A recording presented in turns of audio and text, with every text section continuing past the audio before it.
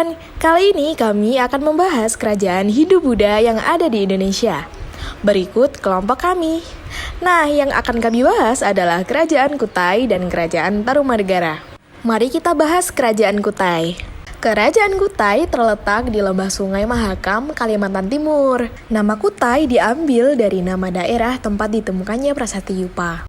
Dari prasasti itu disimpulkan bahwa Kutai berkembang pada abad ke-4 sampai ke-5 Masehi. Raja Kudungga adalah raja pertama yang berkuasa di Kerajaan Kutai.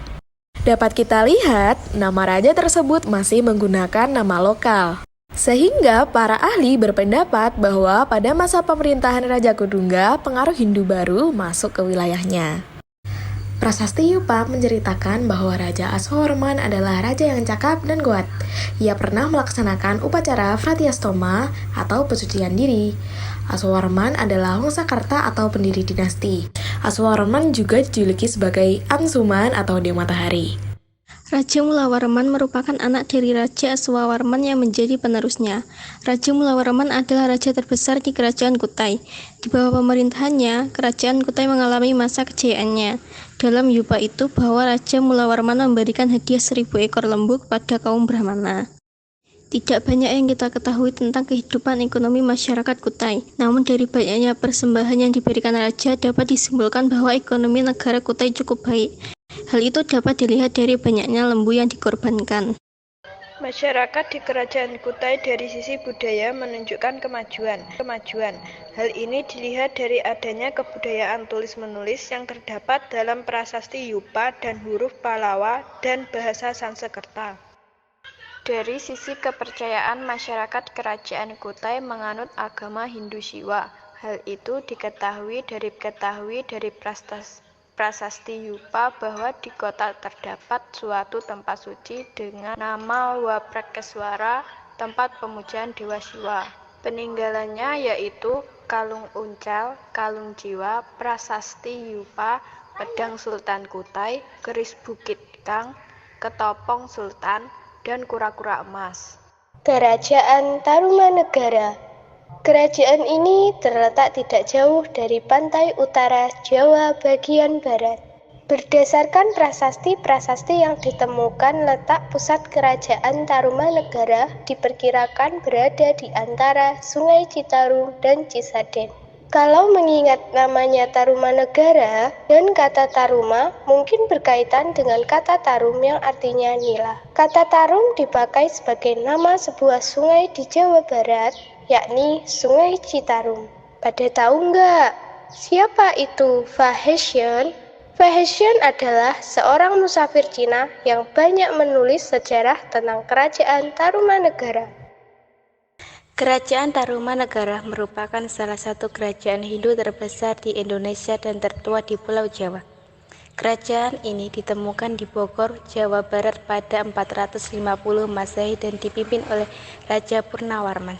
Selain itu, mata pencarian utama masyarakat Tarumanegara adalah bertani. Masa kejayaan Kerajaan Tarumanegara. Kerajaan Tarumanegara mencapai masa kejayaan pada masa pemerintahan Raja Purnawarman. Purnawarman dikenal sebagai raja yang gagah, berani, dan berperan penting dalam memajukan Kerajaan Tarumanegara dengan membuat saluran air di Sungai Candrabaga dan saluran Gomati.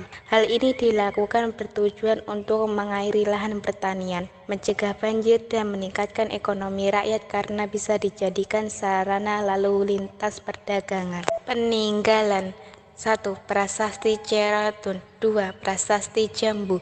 3. Prasasti Pasir Awi. 4. Prasasti Kebon Kopi. Berikut ini adalah raja yang pernah memerintah Kerajaan Tarumanegara. Sumber sejarah Kerajaan Tarumanegara ternyata juga didapat dari berita musafir Cina yang bernama Fahin Musafir yang datang di Jawa pada tahun 414 Masehi, membuat catatan tentang adanya Kerajaan Tolomo atau Taruma. Istilah Tolomo ini tentu dimaksudkan pada Kerajaan Tarumanegara. Raja Purnawarman tampaknya adalah raja yang paling berpengaruh dan disegani baik oleh rakyat maupun musuhnya. Diperkirakan bahwa Purnawarman setidaknya telah berkuasa selama 22 tahun. Ia juga berhasil membawa Tarumanegara ke masa kejayaannya. Selain itu, Purnawarman juga telah berhasil menjalin hubungan diplomatik dengan Cina. Agama Hindu memberikan nilai-nilai terhadap kehidupan kerajaan. Sementara itu, berita dari Fahsin dijelaskan bahwa penganut agama Buddha sangat sedikit dibanding dengan agama Hindu. Kehidupan perekonomian masyarakat kerajaan Tarumanegara adalah pertanian dan peternakan. Hal ini dapat diketahui dari isi prasasti Tugu, yakni pembangunan atau penggalian saluran Gomati. Pembangunan itu mempunyai arti ekonomis bagi rakyat karena dapat dipergunakan sebagai sarana pengairan dan pencegahan banjir.